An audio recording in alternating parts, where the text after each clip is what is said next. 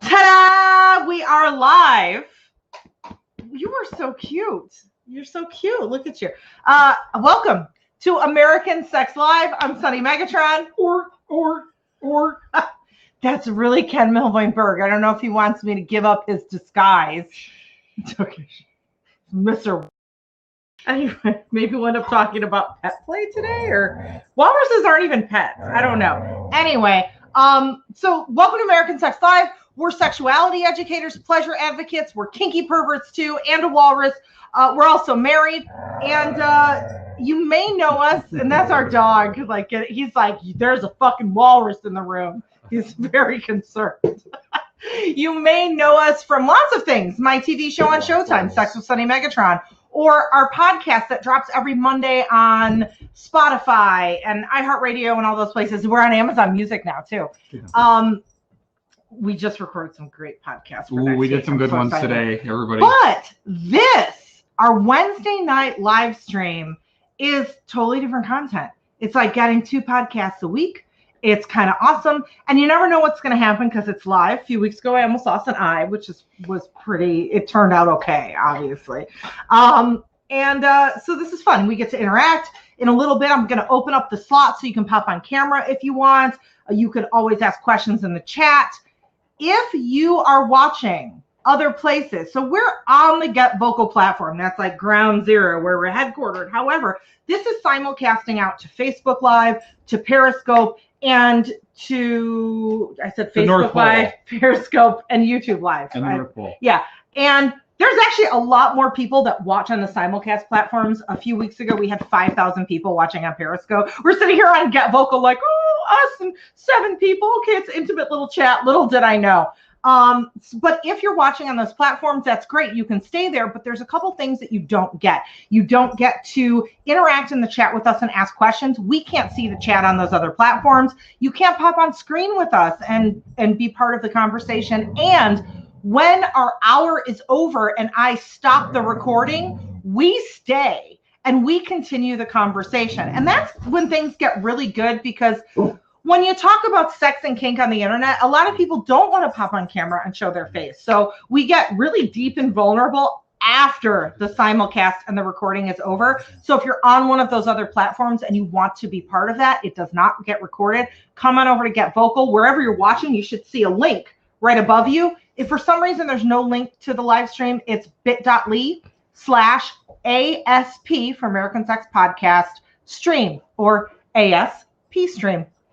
So come join us. Join us in our peace stream. Yes. A little bit more housekeeping before we get to the topic. Ball washing. This week, yes, and we call our housekeeping ball washing. Our topic this week, by the way, is BDSM's most frequently asked questions. We've actually been on this for a few weeks because we've had such robust and in-depth conversations. Like last week, after we stopped the recording, we got like deep. We talked about some really taboo stuff. It was a great conversation. It was. But before we get to that, just got to finish washing the balls here real quick. Let's see. I want to say, just be aware, consent, right? If when I unlock these slots, if you want to pop on camera, cool. But just be aware that your face will be broadcast to Periscope, Facebook Live, YouTube Live. And occasionally we repurpose this content for other things. So just, you're consenting to that if you do. But if you're at the after party, you don't need to worry about it. The after party is never recorded. After party is completely private. What happens at the after party stays at the after party. So I saw Patrick already figure this out, and thank you, Patrick.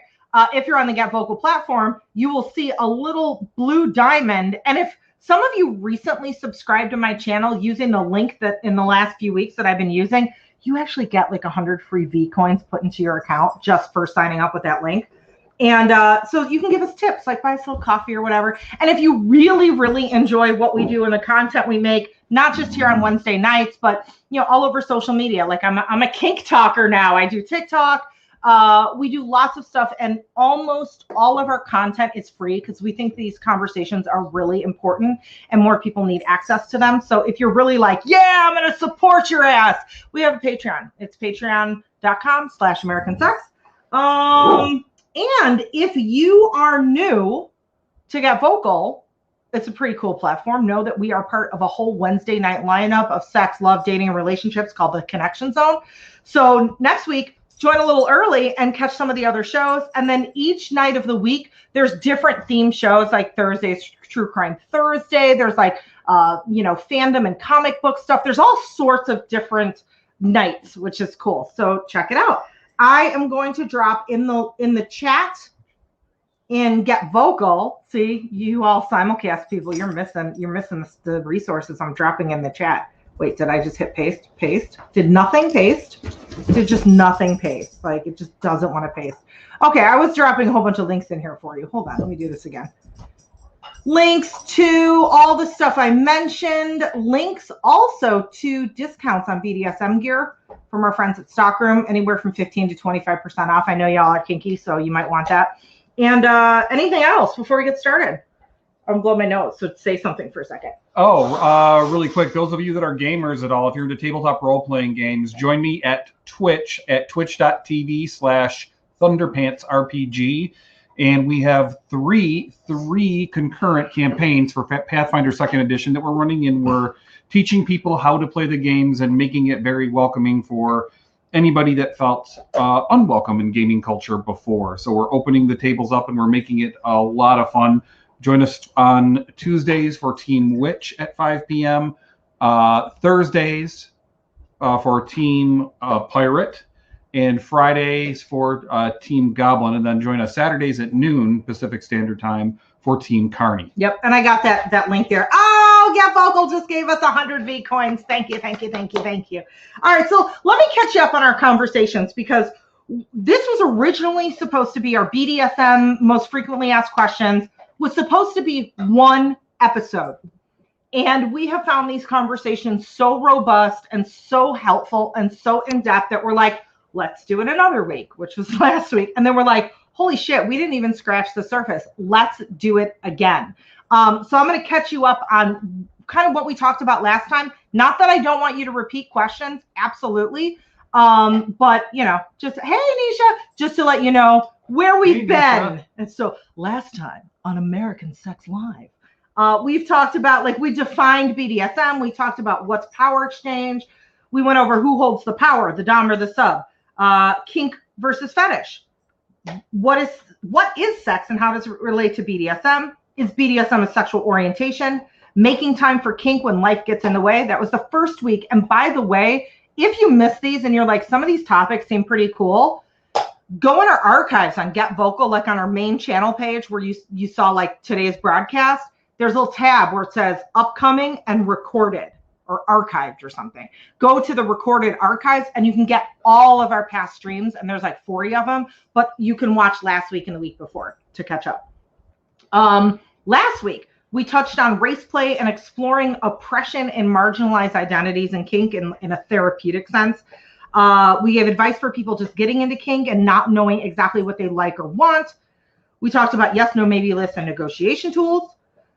We answered the question, how can you be a feminist but still want to sub to a man? We talked about the deal. What's the deal with 50 Shades? Is it a good representation of BDSM or not? We touched on safety in CBT, cock and ball torment.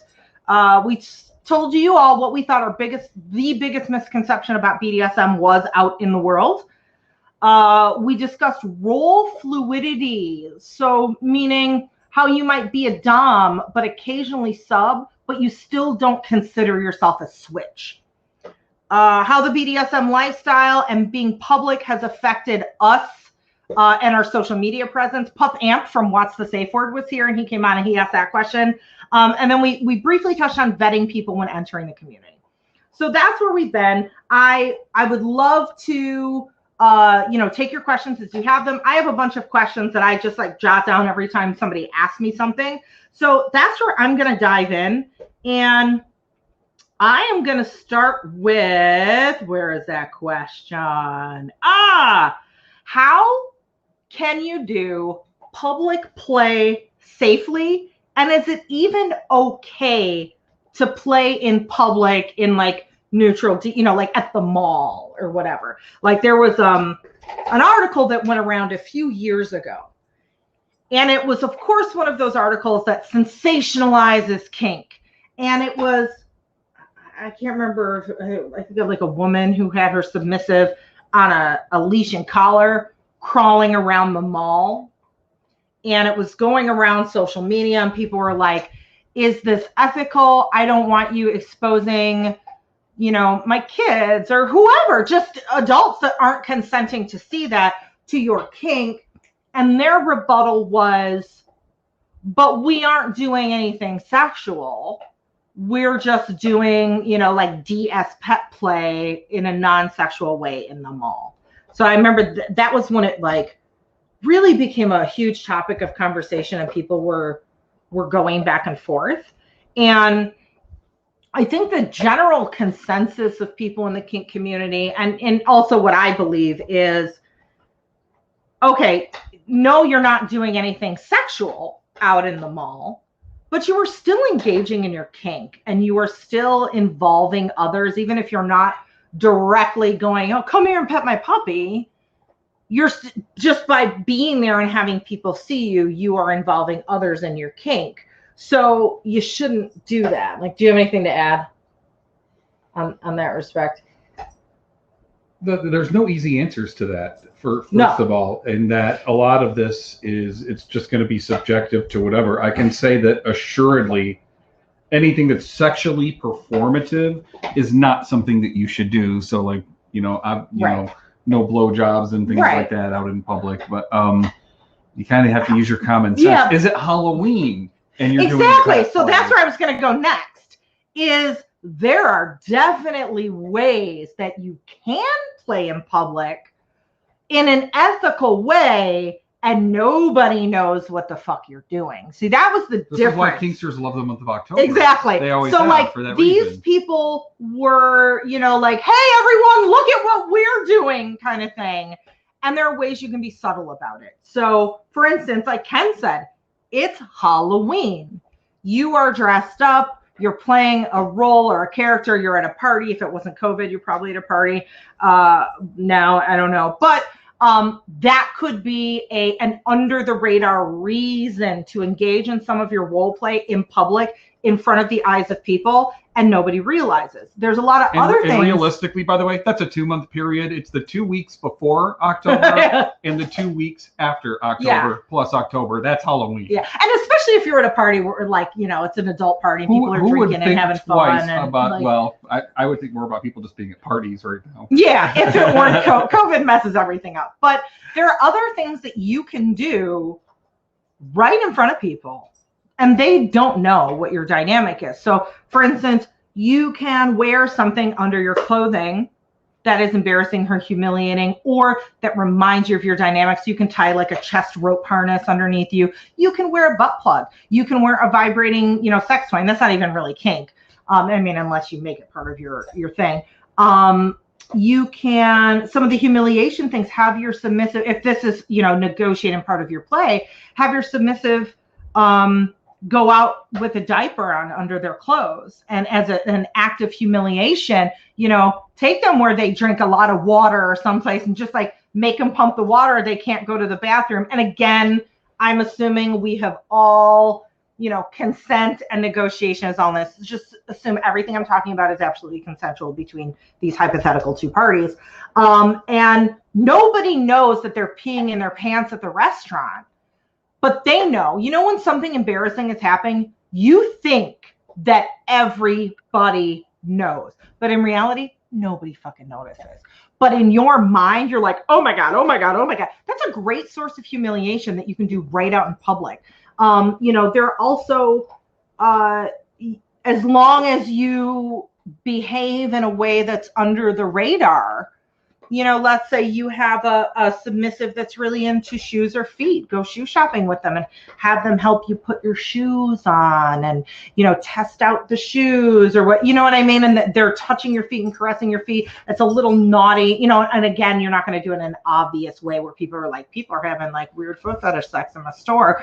But that can be really erotic and hot and in public and nobody knows. So there are definitely things you can do. Just think about ethics, plan out what you're doing, and really think about, am I involving another person just by them watching me and clocking and knowing what I'm doing. If that's the fact, don't do it. Hey, these tusks are pretty phallic. Hey, Look at me. Ooh, look at you. I'm going to check the comments. I went to a Halloween BDSM play party, and it was super fun because everyone's wearing costumes. One guy showed up with a straitjacket. Yeah, it's like he could have just worn a straitjacket because he thought it was a fun Halloween costume, or he could have been really into like the public bondage aspect, and you would have never known, you know? So and by the way, from this point forward, gas masks are always in fashion all the time, 100%. If that is a kink for you, in fact, like the gas mask people are like, yes! Yeah, they're at the grocery store and shit. Like, yeah, totally. This next question is an interesting one, and you may be surprised at the answer. Is BDSM illegal? And in some places, yes, it is, which is surprising. So let me break this down for you. You know, we may say, oh, but I'm consenting to whatever this person is, you know, it's between consenting adults. They can hit me, they can, you know, whatever, and it's fine.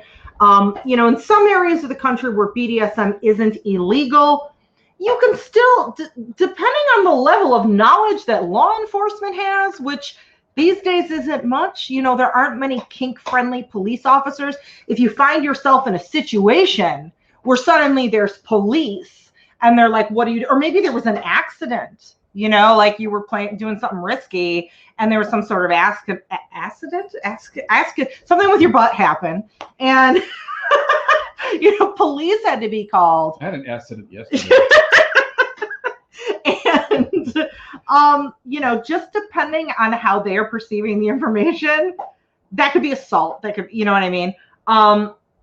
However, there are other areas of the country that, for the most part, whatever authority you are dealing with tend to be understanding. You can never guarantee an individual. You don't know what that one cop or that one social worker or whatever is going to think. In Vegas, so we've moved from Chicago to Las Vegas. Very surprised to learn, and we knew this before we moved here, but BDSM is illegal in, is it Clark County or all of Nevada? It's Clark County. Clark County for sure. Yeah. And so if you consensually are hitting somebody, that is illegal. So there's a huge BDSM convention that happens here every year, every January. And what the fuck is the name? I can't, the name isn't, but they had to cancel it. I'm not sure what happened, but somebody who didn't agree with a bunch of kinksters having a convention, I think it was somebody that was blacklisted. Yeah, I don't know, but they complained to the authorities saying they're consensually hitting. You know, here's pictures from the last event, and it got shut down for legal reasons. So yeah, BDSM is actually illegal in some areas, which is sad and scary, and you know, so let me just look at the I never thought about BDSM being illegal. Yeah. And you know, there are other nuances. So for instance, you know, we have done consensual kidnapping scenes. And again, anything that's public, we make sure that it's super under the radar. Like, just long story short, one of them was like, so we had to blindfold these people and take them out of the house and into the car to take them to a second location. And so we put gauze and tape over their eyes, like they just had LASIK surgery, and then put sunglasses over. So it was just like, if anyone were watching us, they'd be like, oh, those two friends went in and had double LASIK surgery together. You know what I mean? And there are some people that do kidnapping scenes where it's like they throw their partner in a trunk and da-da-da. Think about this.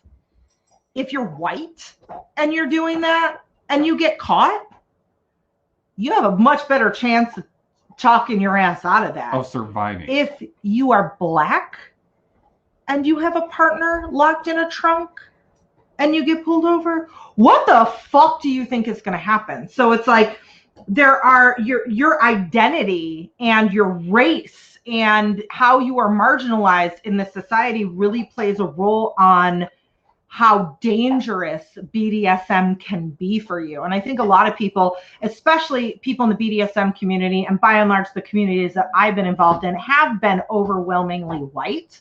They don't think of the, like, holy shit, that's a whole nother layer of fucked up right there. So yeah, let me see. As a gay man, this makes me think of how sex was illegal for us due to sodomy laws before Lawrence versus Texas. Lots of parallels, and yes, RIP RBG. Like, I am still not, I'm just, ugh. But it's true. You know, my uncle, who recently passed away last year at the age of 91. Yeah. He was gay his whole life, and he told us, he was actually in the podcast.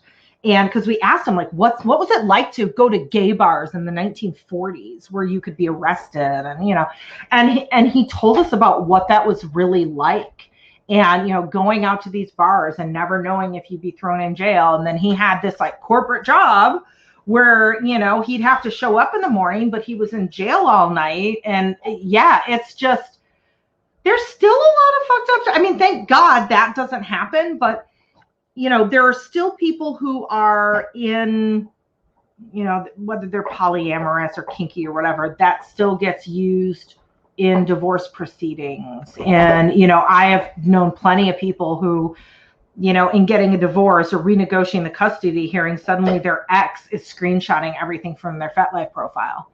And maybe that ex was kinky with them when they were together. Oh, I've known a but number they of people know, that's happened, but they know, like, aha, that's something I can use to show that they're an unfit parent and get custody of the kids, even though I engaged in it too, but I erased all my proof. So that shit still happens, which is really sad. Okay, let's see. What do we got now? What do we got now? Oh, my screen went away. Oh, here's what I'm gonna do. I am going to open up the slots, and here is what I ask of you folks, please. Again, if you're on the simulcast stations, hit that link above, come on over, and you can pop on camera with us and ask questions. If you come on to ask questions, I ask that you come on to ask a question, not to come on to hang out, because there's a lot of, like, it screws up the sound and stuff if someone's just like hanging out. And or if you just want to pop on to say hi, save that for the after party. Like, we totally want to chit chat with you and be off topic and stuff. But if we can keep it on topic and quick for this, that would be awesome. Thank you. So I'm going to unlock these slots. Okay. Okay. Can you talk a little? Oh, Isaac is here. Isaac. Oh, sorry, that was an accident. I meant to ask a question. I apologize. I think I did it at the wrong moment. Oh, no worries. No worries. Do you have a question? I'm so sorry. Just to be sure, this is the time to ask a question, or am I? Sure, yeah. Just pop in. If you have a question, ask away. Hey, babe. Okay. Yeah, so quick question that I have. So I've been dating this man for a while that I really enjoy. He knows that I really like kink. So I was wondering if you had any suggestions for newcomers to kink and how to kind of introduce them into partners' proclivities, stuff like that, especially if they're new to the world about it. And then also, and then in that also, because I'm more of a sub and he's more of a dom. We think, well, I'm a sub in kink, right? But he's never experienced kink. But also in terms of aftercare for doms, because I know, like, as subs, because I was talking with Nisha about this earlier, aftercare for doms, and you know, even though, like, you know, we traditionally think as subs, oh, like, we need the aftercare, but in what ways can we help the inclusion of doms in that scenario? Oh, I love that, because I am such an advocate for dom aftercare. So yes, I definitely have a lot to say, and I know Ken does too. Let's start with how to introduce. Do you have thoughts, or do you want me to? Well, to start with, I would say, what specific interest do you have in kink? Is it just sort of an overall DS relationship thing you want? Is it impact play, puppy play, like leather fetish? Like what kind of stuff are you looking at? What is your thing? Well, my two big ones are dad-son role play. Me as the son. And then my second biggest one is bondage, me being tied up. Okay. Okay. Do you still have? No, go ahead. So what I would suggest is, you're starting sort of from square one with each other, and it's kind of fun when somebody is new to kink, if they're enthusiastic about like, yes, I'm interested in learning, but I have no clue. Like, where do I even start? I would suggest starting. I don't know if you've heard of a yes, no, maybe list. It is a list, and I have one. There's a bunch of different ones online, but basically it's a list of a bunch of different activities. And I usually tell people, especially if they're new to kink, fill out that yes, no, maybe list alone by themselves, because the first partner that you negotiate with is you. Like, if you've never done kink stuff before, you have to figure out, what are my own boundaries? You have to do that self-reflection before you can then negotiate with another person. So I would say have your partner fill out one of these yes, no, maybe lists. And there, you can even make your own. You can add your own stuff. Like, are you into puppy play? Are you into bondage? Are you into electric play? Do you want to do golden showers? I mean, anything you can think of is on that list.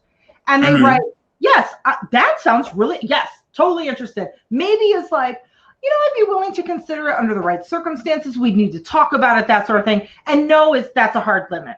So that is the first step for them, kind of getting straight in their own heads, like, this is my personal kinky profile. Maybe I've never thought of that before. Then you take that same list. I was just going to say, can I do the rough BS part? Yeah. You also fill it out, and then you use those as talking points. So it's not just like, like a magazine quiz, like, I did mine, you did yours, what's your score, done. But use each one, like, okay, water sports, you said maybe. This is a discussion point, and we're going to talk about it. And this could be hours of conversations, but it's a really good way to dig in deep at all of the little things and interests, and really get to know each other.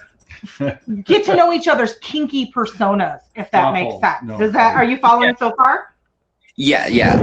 Okay, and then all right, and then there's a system that we use to help evaluate two people and their wants and needs in BDSM, and it's our rough BS system. And if you go to Sunny, if you can find the link for us. Yeah, I'm actually going to do my link tree, because I think I have so what it there. stands for is, like, you're going to evaluate on a scale of 1 to 10, which 1 means that kind of sucks, I don't want to do that at all. 10 means yes, please do that to me 3 more times. And it stands for, on a scale of 1 to 10, how much do you like to be restrained by other people? How much do you like to be owned by another person? How much do you like to be used by another person? How much do you like to be given away to other people? How much do you like to be humiliated? How much do you like to be beaten? And how much do you like to serve? So ROUBHBS. And that's, and like, when you match two people as far as like how much they like to give or receive those particular things, then you can see where the two of you line up, and then you can see, what you have in common with those different kinks, and that gives you a good starting place. Does that make sense at all? Yeah, it does. Yeah. And then the last thing I would add is, let's say you come upon something that you're really into that your partner isn't. Like, let's say you were saying like the daddy role play, and let's say your partner's like, hard limit, that just squicks me out. And you've examined why, and it's still like, nope, that's a hard, not doing it. Try to find alternate role plays, activity scenes, whatever. Batman, Robin. No. But like, boil it down. Yeah, I say, I call it boiling it down to your lowest emotional common denominator. So like, when you do that role play, what is, could Nisha and Lupus just mute real quick? Or I can mute you just because we're getting some feedback. So what feeling do you go after? What emotions do you want out of that role play? And yeah, find another role play to overlay it. So it might be Batman, Robin, and your partner might be like, that's cool. Family thing that squicked me out, but like Batman, Robin's cool, and it's still the same role play. You know what I mean? Daddy, there's not much difference. Exactly. That same kind of vibe. Exactly. Was that helpful? Yes, very much, especially go ahead. Yeah, and especially towards speaking towards, I don't know how it's more so not really the scenario, but like what you would both want out of it. And like the certain, I don't know, emotional connotations towards it. So, and, you know, ones and all that stuff. So yeah, even overlaying like a different type of role play that kind of hits at those same things that I'm accustomed to through the role play that I normally do, which is dad son. But like what could maybe hit those same points through a different scenario. So yeah, thank you so much. That's a really good tool. Thank you so much. Thanks for popping in, Isaac. And for you, I have my link tree I put here, and my yes, no, maybe list is, I think it's at the bottom of the link tree. So you can find it. And again, if you Google, there's tons of them on the internet. You don't necessarily have to use ours, although we'd love it. But and the rough BS thing that I talked about is on our yes, no, maybe list. That's only all us. in one document. Yeah, that's our proprietary acronym. There you go. And then cool. I just had one thing before I sign off my video. I was wondering about top aftercare, Dom aftercare. Wow. Yes, so important. I am glad you brought that up. Everyone forgets Dom aftercare, even us. We almost forgot to answer that question.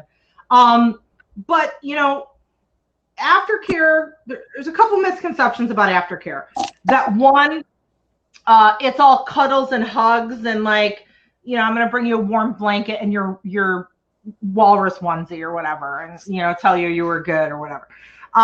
There are different types of aftercare. Some people want to be left alone. Some people want to be objectified. Some people like, there was somebody we played with that wanted to be like beaten for their aftercare. Like aftercare is very individual, so it's something you should negotiate. But to your point, doms and or tops need aftercare too, just like the submissive has all of, you know, their neurotransmitters and, you know, all of their body chemicals are going haywire and they're having that crash, and that's why they need aftercare.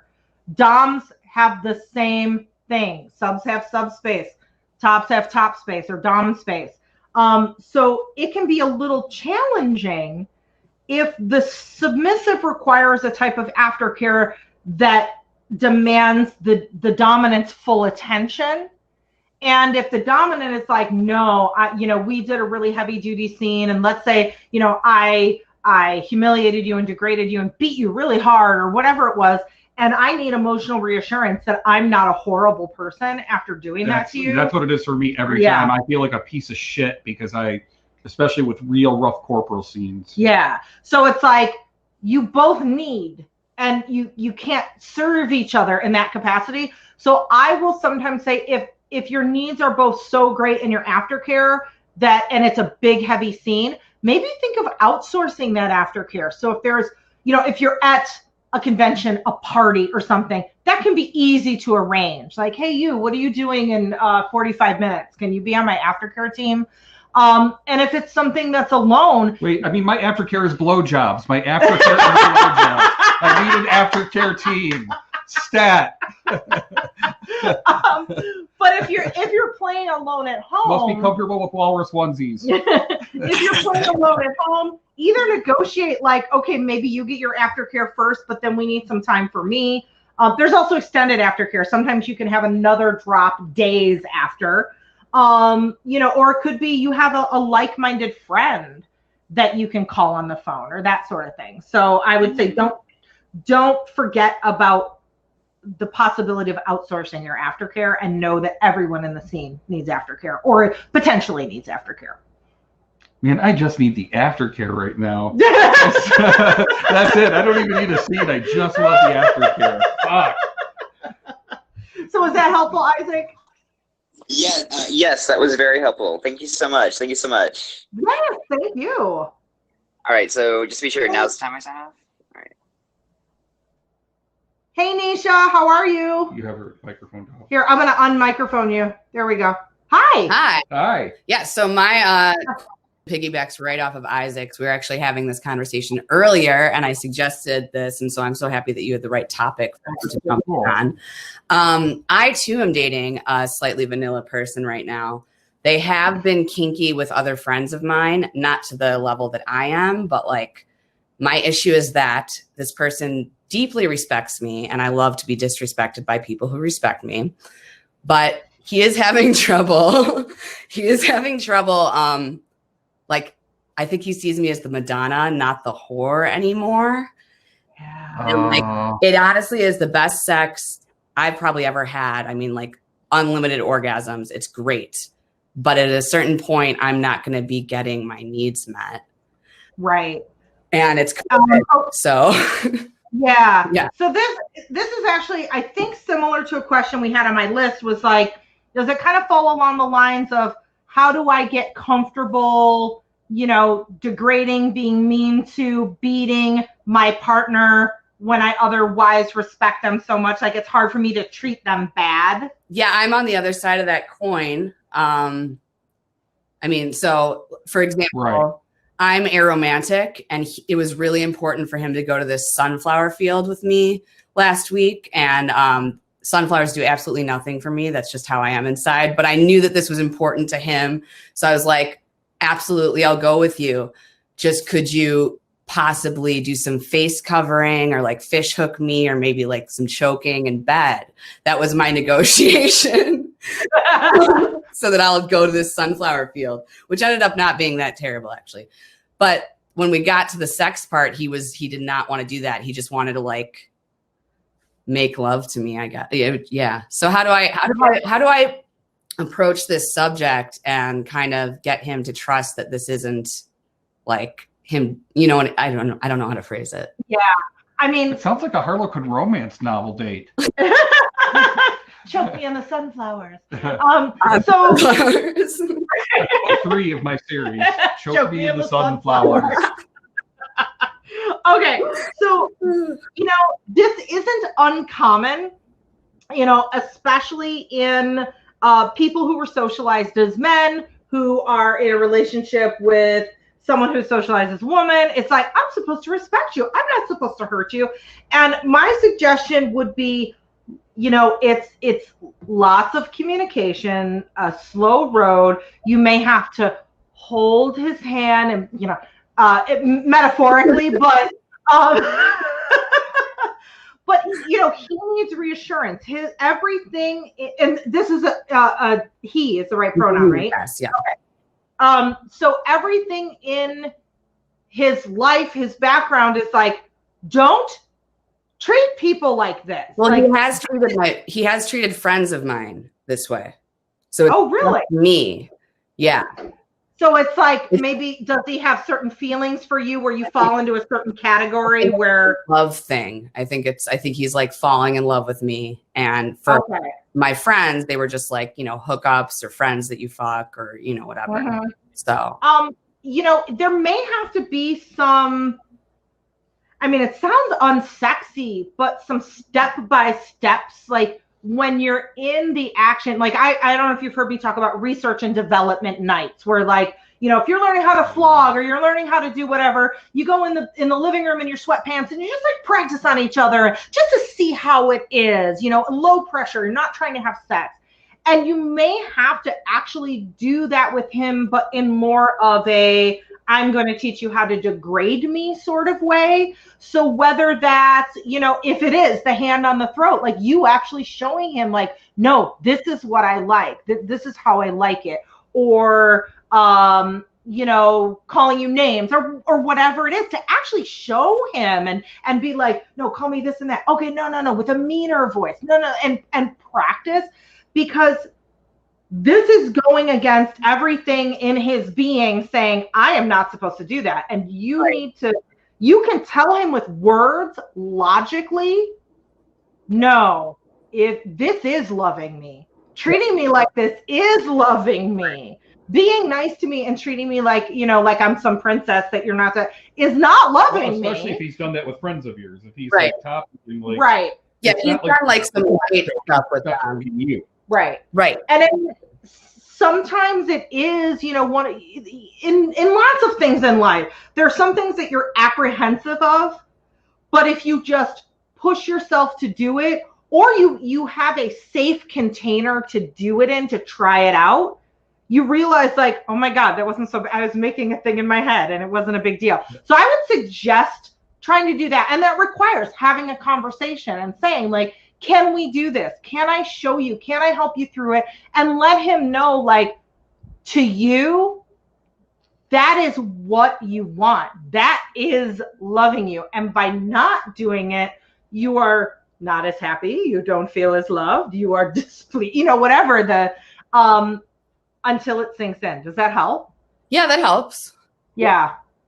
For me, in that type of situation, like granted, not no two people are the same, but for me, a very direct approach would be helpful in a situation like that. Like, if you really like me, choke me harder. Just be direct. Right. Actually, like be that much in his face without. I mean, is he somebody who would feel emasculated by you doing that, or is he comfortable with you? No, he's comfortable with all of my genders and knows exactly who I am, what I am, and likes how to straight up with him. Then just go from that place of brutal honesty. Confused by the fact that I have a super, super, super dominant personality, and I'm just like a badass baller bitch in every other aspect of my life, except for the fact that I am a total, complete submissive, sexually. So I think that he's like trying to wrap his head around this, conundrum. Yeah, I think that's what it is.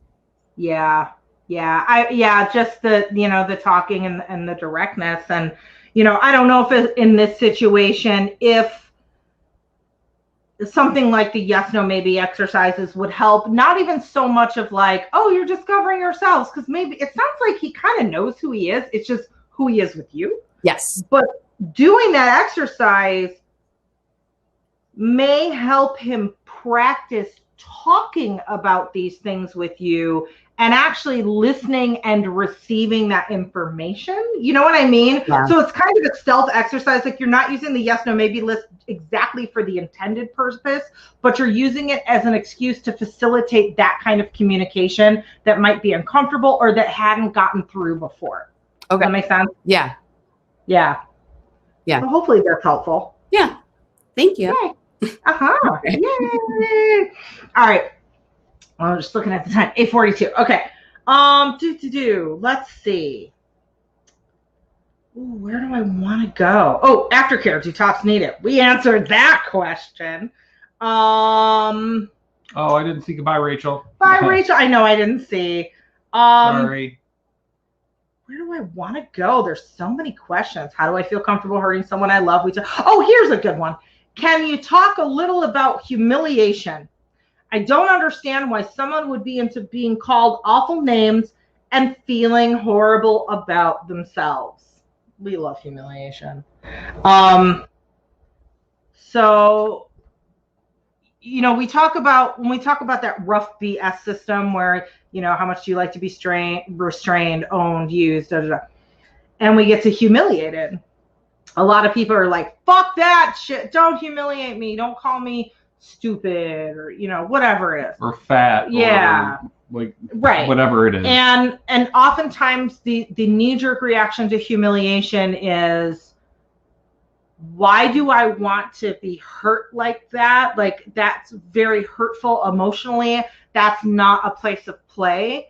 And the point of humiliation is not to harm somebody emotionally like that. Like, if the humiliation is going that far, that ceases to be playful humiliation. And a lot of the disconnect with humiliation, I think, is the failure to really understand what playful, erotic humiliation is and isn't. And, if it is something this is very hurtful. You are calling me stupid. You are calling me the things that I never want to be called. You're calling me my hard limit words. That's what people think humiliation is. You stay away from those words. When you negotiate humiliation, first of all, you need to negotiate every damn word that you can call me this, but not this. You could, and humiliation is also on a spectrum. So when we think of humiliation, we think of the end of the spectrum, which is like hardcore degradation, like horrible, hurtful. When you're playing with a submissive, you want to hurt them consensually, but you never want to harm them. And you don't want to harm them emotionally, So on the lower end of the spectrum are things like shame and embarrassment and kind of your run-of-the-mill humiliation. And that's generally where we want to play. And we want to play with either the playful things and humiliation is subjective. Okay. So for someone, a humiliating act could be, I'm at a play party and I have my submissive wearing these cute little panties, and I say, oh, I drop something on the floor, and I say, why don't you pick that up and bend over and show everyone that cute ass of yours and shake it around? And some people who really like the attention, like the exhibitionists, are like, yes, daddy, you know. And then and again, that's the subjectivity of humiliation and embarrassment. But others who find that embarrassing or humiliating, turn red a little bit, but it's kind of exciting, but kind of embarrassing, but in a playful, fun way. That's where you want to be most of the time with humiliation. I'm not talking about like hardcore emotional scenes. We'll get there in a minute, which I consider more emotional edge play. But if we're talking your run-of-the-mill erotic humiliation, we're playing with those sorts of things. What do you want to say? The Latin root for the word humiliation comes from the Latin word humiliare, which means to ground. And it's really about a grounding or teaching experience, not a punishing or shameful experience. Right. And it's absolutely meant to be something that you use. When you take about degradation, that's very extreme play that we don't even recommend doing degradation play, because it's usually so permanently harmful to somebody's psyche. By definition, it is a permanent harm. Along the lines of like, getting a brand psychically almost. Right, or like going bankrupt or ruining your life. Although a lot of people use the word degradation when they say like, I'm into degradation. They really mean, if you're looking at the dictionary definition, they mean humiliation. Like if it's true dictionary degradation, it is harmful to your standing in life sort of thing. What was I just going to say about humiliation? It's subjective. Oh, also, there are a lot of people that, the human mind is weird, okay? And the sex mind is weird. And I was actually saying this I was on TikTok on a live stream yesterday, like how we are all pretty aware of when we're sleeping. Our brain is doing all sorts of things, like it's filing things in a long-term memory, kicking some things out, processing what happened that day, thinking about our fears and our hopes and like traumatic shit, and like our brain is doing all this work trying to like process shit and make itself okay, And I really think that our sex brains are sort of similar in that way. Like we're working a bunch of shit out, like in our sex comes like old traumas and shame from here, and like this one thing that turned us on when we were 8 years old and we felt really confused about, and then the one time we like all this weird shit is happening, and it like comes out in our sex, and like everything that's happening to us emotionally, and whether it's good, bad, in between, like it all comes out in our sex. And humiliation can serve a positive purpose for people. There's something that I talk about a lot, the corrective experiences. So classic example, small penis humiliation, right? Which is a super common fetish in people with penises of all sizes. There was some study that figured out like guys who are into small penis humiliation, and it usually is cis men, right? How big are they? All have small? No, actually, half of the people that they found that were into SPH were average to large size penises. The size of your actual penis didn't matter. And it goes back to like, if you're a cis man, you probably had that middle school experience where you're in the locker room or, where you become really conscious about the size of your penis, and it like haunts you. It's like the big, insecurities of your teenage years kind of thing.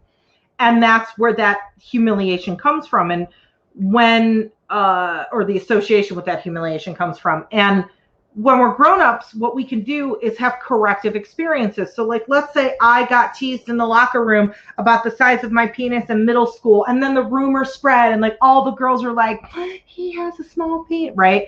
Now I'm a grown-up, and I'm like, I'm gonna role play, small penis role play, and my female partner is going to make fun of my penis and tell me how small it is and how useless I am and da-da-da-da-da. And it's going to play on all those insecurities that haunted me all my teenage years and throughout my adulthood. But at the end, I'm still going to get a blowjob or a hand job, or something good is going to happen at the end of that humiliation. It's kind of rewiring your brain to process that humiliation that's been sitting with you in a more positive way. Does that make sense? I feel like I explained that in a really long sort of way. Most doms I've played with have been extremely uncomfortable with humiliation. And I really think it's because people don't know, like, if there's enough people, like maybe we should do a humiliation class online again or I was something. just thinking that. Because when we do humiliation classes, a lot of times we'll have people in our classes, we'll teach it at conventions. So it's like people will be like, humiliation, I'll check it out. It's not really my thing, but I'll go. And then it's by the end of the class, they're like, holy motherfucking shit, I'm blown away. There are humiliation points I like, whether I'm a giver or a receiver. I just didn't understand it. And I thought it was all mean and meant to emotionally hurt somebody. And it's not. Have we done one on Get Vocal yet? I think we've done like a little mini one. Let's do another one. Yeah. We'll do another one here. And what else was I going to say? Humiliation can also help people work through things. So like, let's say, when you're a dom, you need to be thoughtful and think about, what does my submissive need, right? How are they trying to grow? How we're playing actually benefit them? So let's say this is a submissive that is afraid of public speaking. And they're very terrified to be in front of a crowd, but they know, like, I need to get over this because sometimes at work I have to lead a meeting or I have to give a presentation, so you work that into your humiliation play. You make them get up and dance in front of the whole party and shake their ass, or you tell them, I want you to write a little song about how awesome your dominant is and make up a little dance to it. And then I want you to perform it in front of everybody at the party. And you have, 2 days to get that together, and you're going to perform it at the party. And again, all consensual, but they may be like, holy motherfucking shit. Oh my God, what am I, this, and it's funny, and they do it and people laugh. But again, not laughing at them, but laughing with them because it's cute and funny, and maybe they're embarrassed. And then they get through it and they're like, I did that. Like, I got through that, even though I was, in little panties and some little weird outfit at a fetish party. I did that. And you know what? That's probably going to help that person give a better presentation at work. I mean, there are lots of ways you can use humiliation to benefit yourself. So, think outside of the box when it comes to humiliation, and that may make you more comfortable. This is usually like at least a 2-hour class, because I think we did it on Get Vocal, and we can't really dive into humiliation like we do in a class. I'm wondering if we should actually do like a Zoom class on it, like for people, so we can like really go like the 1.5 hours, 2 hours and really get into it. We'll talk about maybe it later. Yeah. So I also want to know from y'all about if you like these BDSM like Q&As. I have been having a fun time with these, and there are still more questions. There's still lots of things. Like, do you want us to keep going? Like, we can have like BDSM Q&A office hours for a few weeks and do this more. So I'd love to hear, or are you kind of exhausted? Like, let's talk about something else now. So let me know. I'm going to read some comments. Nisha says, hell yes. Okay. Switch here. Tend to be a service top. An important man in my life is a pup and very much of a sub. We've gone really slowly, but he and I find ourselves in headspace together. We've done bondage and CBT. Would like to go deeper, but I'm exploring what side. Or I'm exploring that side. He's great at saying, everything moved. Everything went bloop. Wait. He's great at saying what he wants, but I've moved away. He's into chastity. What's your advice to go deeper? Let me just digest this really, really quickly. So somebody that you've been having this relationship, you have been going a little deep, you want to go deeper, but it is now you are living far away, into chastity. I fucking love long distance chastity. Like, this is my, I love long distance chastity.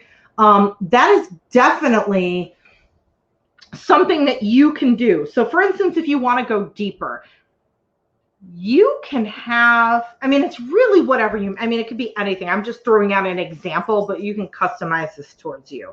So if this person is into chastity, maybe make that like, we're going to do a 2-week chastity game, where, and maybe you build different things in where you know, it's part of your dynamic if they accomplish a certain thing, or maybe they do something for you, even though it's long distance, they're going to earn a reward kind of thing, you know, and you can figure out what that looks like. Or it could even be like I've done where we took colored marbles and put them in a bag. And it's like a red marble meant, you know, you have to do something humiliating for me on camera. Green marble is you get to be unlocked from chastity and you get to rub one out that day. And like the different marbles were different things.